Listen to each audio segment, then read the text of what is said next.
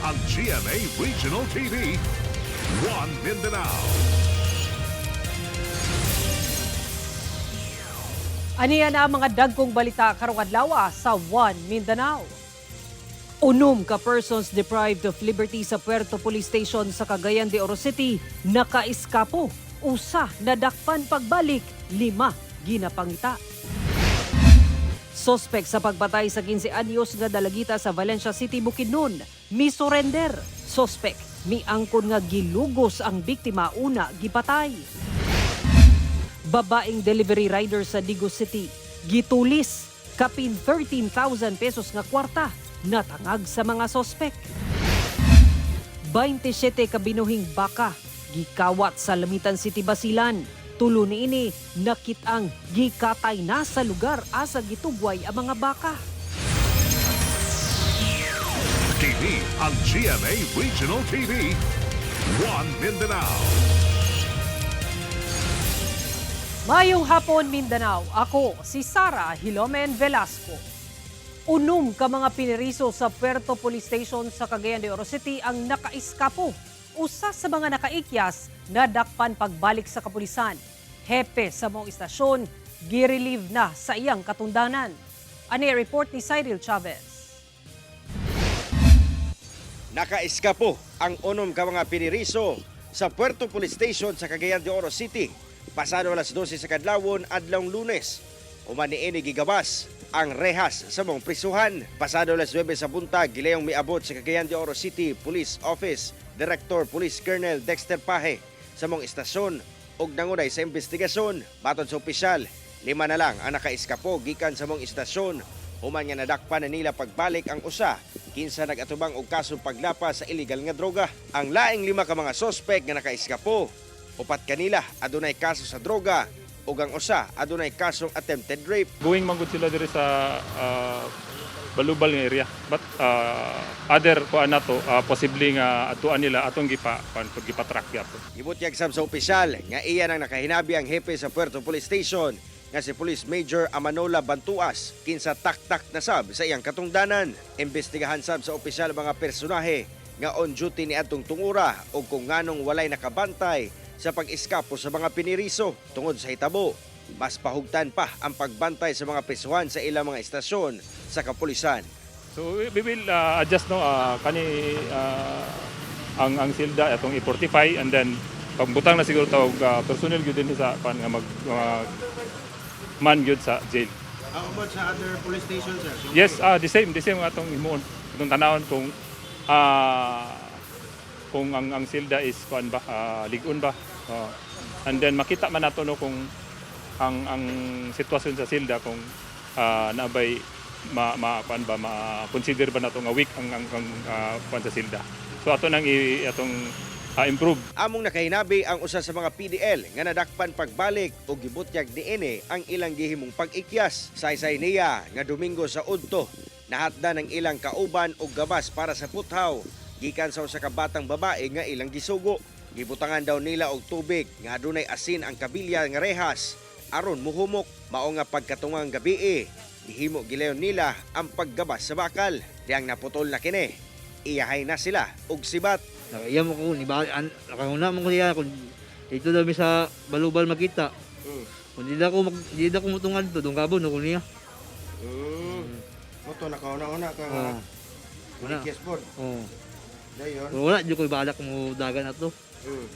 Kung ano, di ko ibalak mo dagan na to. So, kayo kung gamay ratong kuan na, rehab na to, nang nakabulan na, katulan ng daganan. Karon padayon ang hot pursuit operation nga ginahimo sa kapulisan aron madakpan pagbalik ang 5 ka mga sospek nga nakaiskapo dinhi sa Puerto Police Station samtang posibleng mag-atubang og mga kasong administratibo ang mga police personnel nga nagpasagad sa ilang tahas. Kauban si Jaybert Pairat, Cyril Chavez, One Mindanao.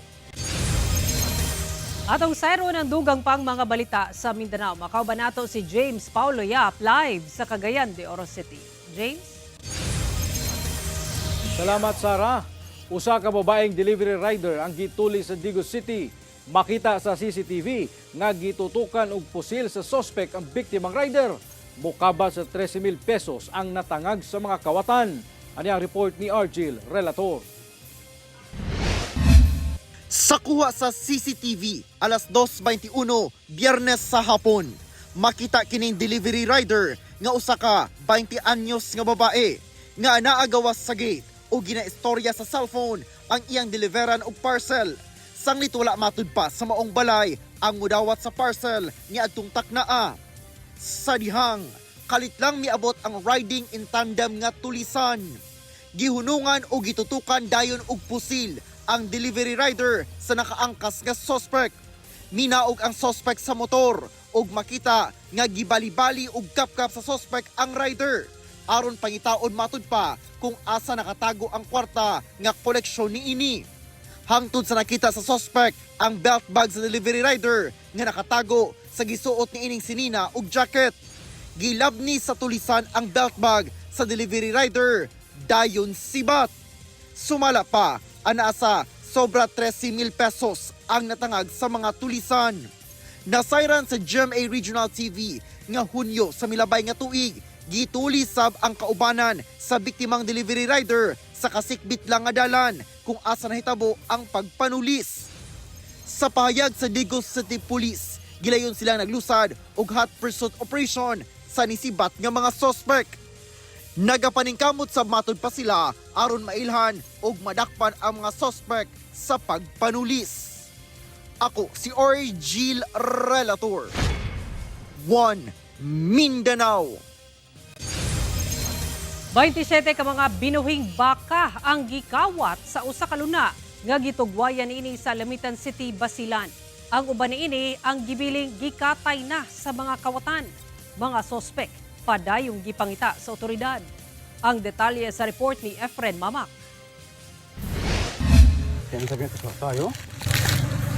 Ang nanahad dito sa api bang. Mga gikatay nga bahin sa lawas sa pipila ka mga binuwing baka. Mao na lang ang na-recover human nga gikawat ang 27 ka buok niini sa gitugwayan sa usa ka luna sa Sitio Larberco, Barangay Limook, Lamitan City, Basilan, pasado alas 9 sa buntag adlawng Biyernes. Matud ni Nolmina Sarabil, ang uban sa maong mga baka gipanag-iyahan sa iyang igsuon nga lalaki. Nasuta nga nakawat kini human giduaw sa iyang igsuon ang lugar sa gitugwayan pagkahuman og pag-abli og tindahan sa Oval Market sa mong lungsod ug una nagpahigayon og Friday prayer. Nung pumunta siya doon, nakita niya na doon sir is yung namatay na yung tatlong baka niya sir. And then after nakita niya yun sir, yung tatlong namatay na baka, chinek niya yung ibang alaga niya doon sir, mismo sa lugar kung saan nangyari. Human nasayran ang insidente. Nakuyapan ang tag-iya gumikan sa tumang kaguol. Nasayran nga 14 lang niini ang iya sa iyang igsuon samtang ang uban iya sa iyang mga paryente. Mukabat sa kapin 1 million pesos ang kantidad sa tanang mga baka nga gikawat. Pagdating niya doon sir, wala na kahit isang naabutan, wala nang naabutan sir. So doon sir, nahimatay po yung kuya ko. Matud pa, wala kunoy kabikil ang nagatiman sa mong mga baka. Doon say kini permiso sa luna nga gipangtugwayan niini. Apan una ang insidente, dunay mga wala na ilang mga tao ang miabot sa lugar nga nahimutangan sa mga baka. May nakakita na 17 na katao pumunta doon sa kung saan daw nangyari yung insidente na ito sir. 17 daw sir na katao pero sir naka-mask daw po sir and naka-hoodie. Mga around 12 a.m. po nung January 8 daw may nakapansin doon sir. Meron daw sir dalawang nauna nagmotor. Nagpadayon og lalom nga investigasyon ang Lamitan City Police aron masuta ang mga sospek sa maong krimen. Kauban si Gary Balantayog, Bong Vicencio, Efren Mamak. 1 Mindanao. 29 anyos nga sospek sa pagpatay sa usa ka 15 anyos nga dalagita sa Valencia City, Bukidnon ang nakakustodiya na karon sa Valencia City Police. Human kini misurrender sa usa ka tribal leader. Sospek giangkon nga gi-rape ang biktima, una gipatay. Ani ang dugang detalye. Duha ka adlaw, human na diskubrihan sa kapulisan ang wala nay ulo o patayng lawas sa 15 anyos nga dalagita sa barangay Dagat, Kidabao sa Valencia City, Bukidnon niadtong January 8, 2026. Ana-ana sa kustodiya sa Bukidnon Police ang sospek human ang hot pursuit operation. Enero 10, dihang usa ka wala nagipanganlan nga tribal leader ang nakig-alayon sa Valencia City PNP alang sa pagsurrender sa 29 anyos nga lalaking mihimo matud pa sa brutal nga pagpatay sa maong dalagita. Sumala sa PNP nga una pa man nahitabo ang pag-surrender sa suspect, nag-wild pa kuno kini sa ilang balay diyang giadtuan kini sa usa ka barangay Tanod sa barangay Banlag ug Misibat. Hinap niya po yung ating bipat pero hindi naman natamaan, and then nag-hurdle po siya sa checkpoint ng ating 89th Infantry Battalion kasi tumatakas po itong POI natin. Nakasibat pa ang maong suspect ug didto na surrender sa usa ka tribal leader. Milungtad og pipila ka oras ang negosasyon sa PNP og suspect tungod nag-alanganin pa kini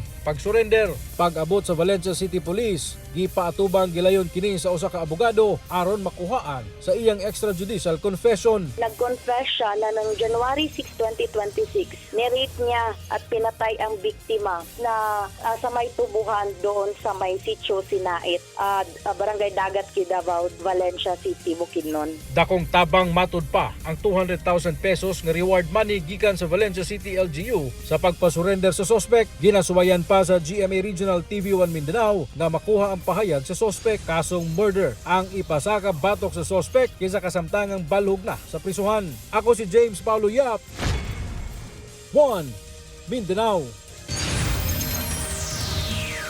Kini ang GMA Regional TV, 1 Mindanao.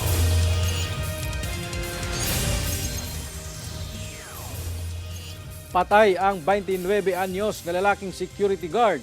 Human kini gipusil samtang natulog sa iyang duyan sa iyang gitrabahuan sa General Santos City. Duha ka mga persons of interest nga nakalali sa biktima ang gikustodiya na sa PNP. Ani ang detalye sa report ni Efren Mamak. Patay na diyang napalgan ang 29 anyos nga lalaking security guard. Human kini gipusil tumong sa agtang samtang natulog sa iyang duyan sa stockhouse sa iyang gitrabahuan nga security agency sa Purok 5 Intake, Barangay Mabuhay, General Santos City, pasado alas 2 sa kadlawon adlawng Lunes. Ang maong biktima, residente sa Baluntay, Alabel, Sarangani. Sa investigasyon sa Police Station 9, Jensan City Police, migula nga una ang pagpamusil. Nakainom matud pa sa biktima ang lalaking anak sa tag-iya sa usa ka tindahan kung asa mitambay ang biktima. Aduna kini nakalalis gumikan sa impluwensya sa ilimnong makahubog. Bago na mo nitabo ng insidente, nag-inom ba sila? Actually, napuntahan na to ang kadtong tindahan kundi sila nagpalit og ilimnon. So, confirm, no? Bago nitabo ang pagtulog niya, naay pagsumpaki, no? Paglalis ng hitabo. Apan gawas sa mong person of interest nga gikustodiya karon sa PNP, laing lalaking security guard sub nga kaubanan niini ang gipaubos sa paraffin test og investigasyon. Nakunta na po siya ang mga kauban. Previously, naapuday siya nakalalis nga kauban niya sa agency nga. So, kini ang mao nga to ang ginatanaw nga angulo, no? Sa personal grudge. Ang maong mga POI ang inakuhaan pa og pahayag. Inakuhaan sa og pahayag ang kabanay sa biktima, lakip na ang security agency nga gitrabahuan sa biktima. Kauban si Gary Balantayog, Bong Vicencio, Efren Mamak, 1 Mindanao. Patay ang 48 anyos nga lalaki human malumos dihang naanod human mitabok sa daghaguros nga tubig baha sa usa ka suba sa Labangan, Zamboanga del Sur. Lalaking kaubanan ini nakalingkawas. Atong ibalik si Efren Mamak. Sangit. Patay na diyang napalgan sa mga residente o rescuer ang patayng lawas dining 48 anyos nga lalaki sa quarry site sa usa ka suba sa barangay Bokong, Labangan, Zamboanga del Sur pasado alas 5 sa buntag adlang Lunes. Nasayran nga ang biktima. Maghalos 2 ka adlaw na kining gipaubos sa search and retrieval operation human maanod sa nagaguros nga tubig baha. Human mitabok sa usa ka suba sa Dipaya River sa barangay Dipaya pasado alas 4 sa hapon adlawng Sabado. Gani migamit na og bakho ang mga rescuer sa pagpangita niini sa mong suba.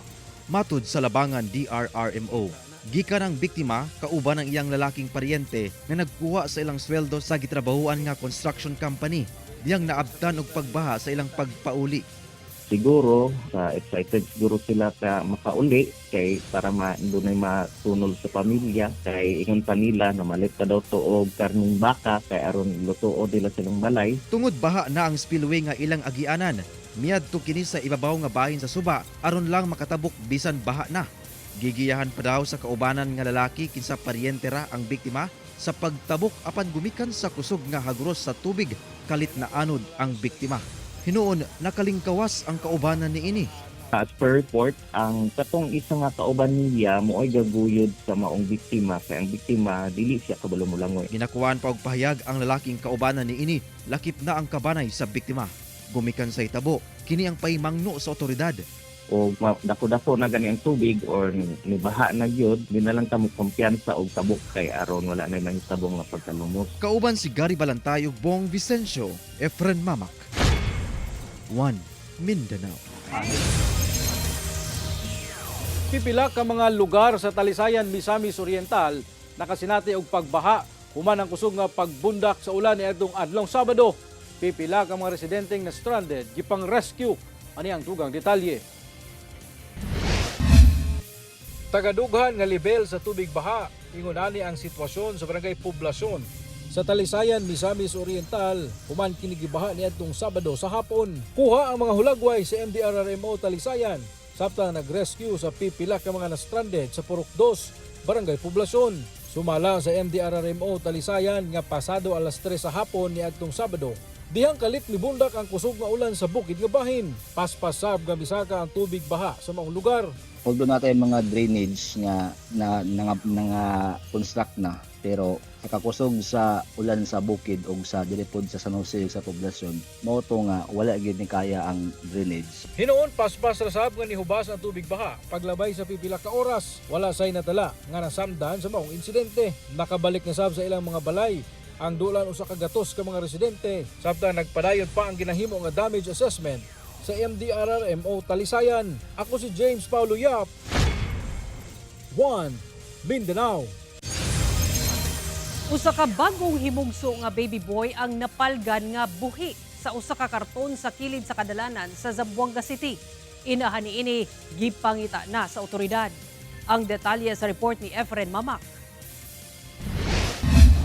So tag-IKLL bata iyang kontra kita na boundary Kabaluay and Kabaluay and Manikaan. Kini ang bagong himugso nga baby boy nga maayo na ang pagkatulog human kini naatiman sa barangay.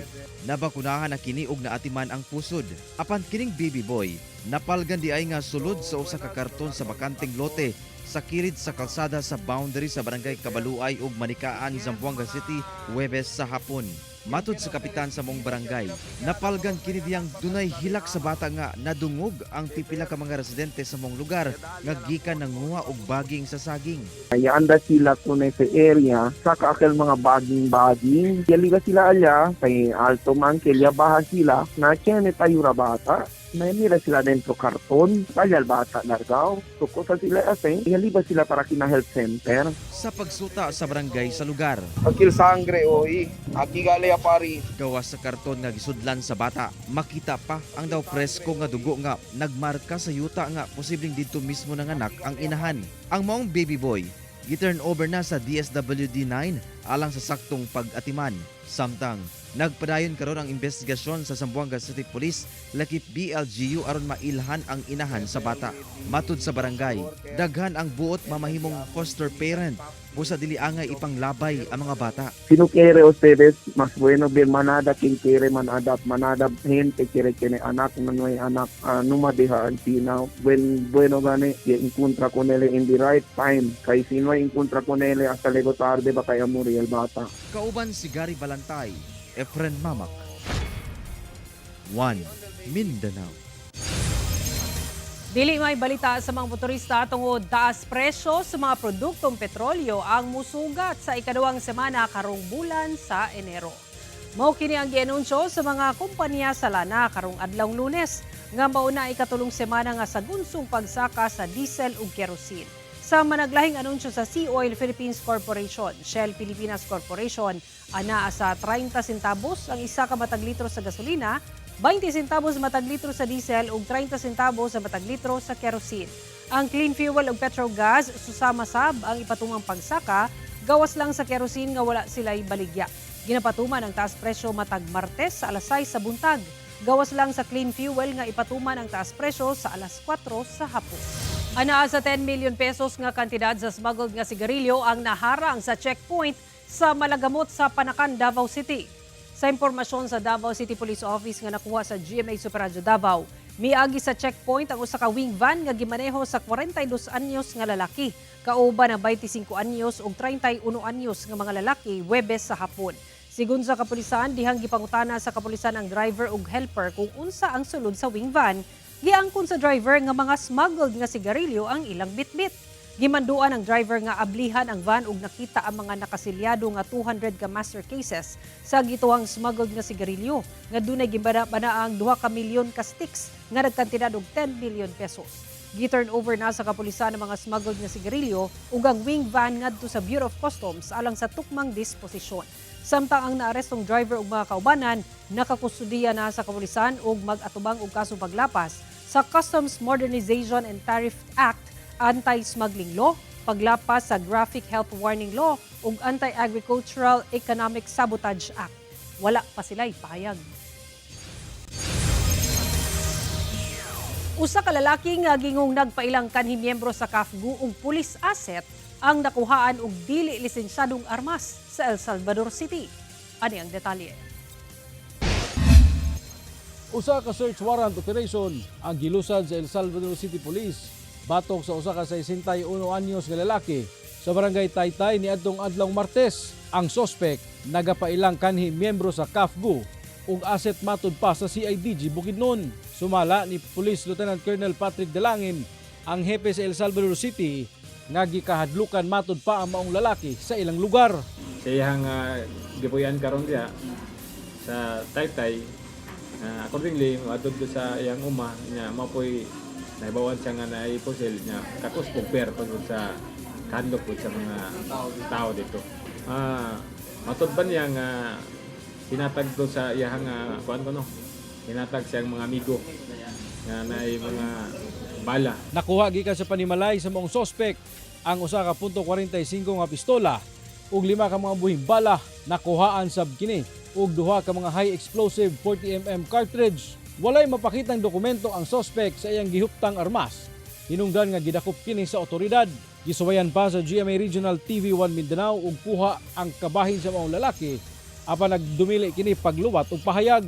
Patong-patong nga kaso ang posible atubangon sa suspect kinsa kasamtangang nakakustudiya karon sa El Salvador City Police. Atong gipile niya kaso nga sa Republic Act 10591 sa iyang pusil o kining sa kining ammunition. At the same time sa Republic Act 9516 sa katong high explosive. Kauban si Makoy Sempron, James Paulo Yap, 1 Mindanao. Patay ang usa ka magtiayon samtang kritikal ang laing kabanay nga pasahero human mibangga ang gisakyang tricycle sa kasugat nga dakong truck sa General Santos City. Ang detalye sa report ni Efren Mamak. Maayong pagkalumping nining tricycle, human may bangga sa kasugat nga dakong truck sa diversion road sa barangay Mabuhay sa General Santos City pasado alas 9 sa buntag adlawng Miyerkules. Gumikan sa impact, makita ang 51 anyos nga lalaking driver niini nga naipit sa lingkuranan niini. Apan sa kalsada, makita ang mga nangalagpot nga pasahero. Usa dinhi ang 52 anyos nga magtutudlo kinsa asawa sa mong driver. Lakip na ang 38 anyos nga lalaking pasahero nga matud pa pag umangkon sa magtiayon. Ang driver po, ang kanyang right side na paa ay naputol at saka yung nasa likod na babae lumipad papunta sa gilid at saka nabali din yung kanyang kamay. At ang isang pasahero din po ay lalaki at lumipad din po at nabali pa din yung isang kamay niya din po. Ang mga biktima, gilayong girescue o gidala sa ospital. Apan paglabay sa pipila ka oras, gideklarang patay ang magtiayon samtang kritikal ang pag-umangko niini. Matod sa Traffic Enforcement Unit sa Gensan City Police, gilatas sa 2 ka sakyanan ang managlaing direksyon. Apan pag-abot sa lugar nga gikahitabuan, didto na kini nagbangga. On the investigation conducted, the tricycle is, kung titingnan natin yung daanan niya, is pa-curve siya. So the tricycle is traversing from Mabuhay going to Sinawal Round Ball. Traversing on both inner lane. Ngayon, si tricycle, nag-encroach siya doon sa lane ni truck na nagresulta ng collision to the left side portion of its vehicle. tinamaan yung left side portion ni truck. Gito ang sobra ang kakusog sa padagan sa mong tricycle. It could be overspeeding. Kung titingnan natin yung impact ng sasakyan, duro na yung tricycle na press siya. Hinuon luwas ra ang lalaking driver sa mong truck kinsa ginakuhaan pa og pahayag apan kini ang iyang saysay sa PNP. Nag-cruise yung tricycle, hindi niya na maiwasan kasi on his right portion, mayroon ding vehicle. So, ang ginawa niya, nag-slow down na lang siya at yun na nga, tumama pa rin yung tricycle sa kanyang left side portion. Magatubang og kasong reckless imprudence resulting in double homicide, lakip serious physical injuries among truck driver. Padayon ang ginahimong amicable settlement sa duha ka kampo. Ginakuhaan pasab og pahayag ang kamanay sa mga biktima. Kauban si Gary Balantay ug Bong Vicencio, Efren Mamak. 1 Mindanao. TV ang GMA Regional TV. 1 Mindanao. Samal Island Davao City Connector Bridge Project ana sa halos katunga ang nahuman. Gipaybalo sa lokal nga panggamhanan sa Island Garden City of Samal nga ana sa 46.47% ang completion rate sa construction sa Samal Island Davao City Connector Bridge. Kinisubay sa impormasyon gikan sa Department of Public Works and Highways nga nakuha sa GMA Superradyo Davao human ang gipaygayon nga field inspection. Sumala sa lokal nga panggamhanan, gipasalig sa DPWH nga nakasunod sa timeline ug schedule ang pagtukod sa tulay nga target mahuman sa 2028. Kay nung dumang Oktubre 2022, gipahigayon ang groundbreaking ceremony sa SIDC project. Ang maong tulay dunay length nga 3.98 kilometers, height nga 78 meters ug vertical clearance nga 47 meters nga gigahinan og kapin 23 billion pesos nga pondo pinaagi sa China Official Development Assistance Loan.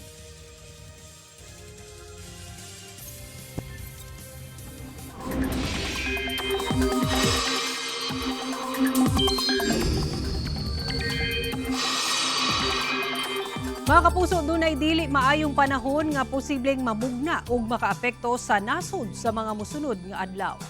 Matod sa Pag-asa, posible nga dunay mamugna nga low pressure area nga duol sa Mindanao ug Visaya sa tunga-tunga karong semanaha. Wala sab gipadaplin sa Pag-asa ang tsansa nga mokusog kini ug mahimong bagyo. Kung mahinayon kini, mao na kini ang pinakaunang bagyo karong tuiga nga pagatawgon nga bagyong Ada. Sa karon padayon kining ginamonitor sa Pag-asa. Ang padayong magpaulan karon sa nasod ang weather systems nga amihan, easterlies ug shear line. Sa dato sa Metro Weather, makasinati og katag-katag nga pag-ulan ang Zamboanga Peninsula, Northern Mindanao, Sorsogon ug Davao Region. Subling pakusgan sa Department of Health ang pagpabakuna sa mga bata batok sa measles ug rubella o tipdas karong tuiga. Sa pahayag sa DOH-11 nga nakuha sa GMA Superradyo Davao karong Enero 19 hangtod Pebrero 13, maglusad ang buhatan og measles rubella supplemental immunization activity sa mga fixed ug temporary vaccination posts sa riyon. Ang maong bakuna ginahatag sa mga nag-edad og 6 hangtod 59 ka bulan. Gipasabo sa DOH-11 nga importante ang papabakuna aron maprotektahan ang mga bata ilabi na nga makatakod ang maong sakit pinaagi sa pisik sa laway gikan sa hatsing o ubo. Gipasidanan sab ang mga ginikanan nga siguraduhong makumpleto sa ilang mga anak ang bakuna aron malikayan ang mga komplikasyon. Mamahimong usab mo koordinar sa mga health centers sa inyong mga lugar alang sa dugang impormasyon. Posible pang magpadayon ng flu season sa Davao Region sa unang quarter karong tuiga sumala sa Southern Philippines Medical Center o SPMC. Sa pakighinabi sa GMA Superradyo Davao kang Dr. Ricardo Audan, ang Medical Center Chief sa SPMC, tungod sa pausab-usab nga lakat sa panahon, posibleng padayon ang taas nga kaso sa tangkaso o flu hangtod pa sa bulan sa Marso. Tungod niini nagpasidaan ang doktor sa publiko nga paligunon ang resistensya, pinaagi sa pagsiguro nga makaangkon sa mga saktong bitamina, sakto ang pagkaon, tulog ug pag-ehersisyo. Kung galing makabati og sintomas, angayan sab mo konsulta sa mga eksperto aron mahatagan og saktong tambal o intervention. Og mao kato ang mga uling balita sa Mindanao karong adlaw. Mamahimo ninyo kining makita pag-usab pinaagi sa pagbisita sa official website sa GMA Regional TV o bisita ang among official YouTube channel ug i-click ang subscribe button para sa pinakaulahing balita. Daghang salamat sa atong mga kapuso sa Mindanao nga nagalantaw kanamog sa atong mga kapuso abroad. Padayon lang sa pagtutok sa mga lokal nga balita matag adlaw tungod sa GMA Regional TV, Local News Matters. Kami ang GMA Regional TV 1 Mindanao. Tibok pwersa para sa mas dakong misyon ug mas halapad kapag serbisyo sa nasud.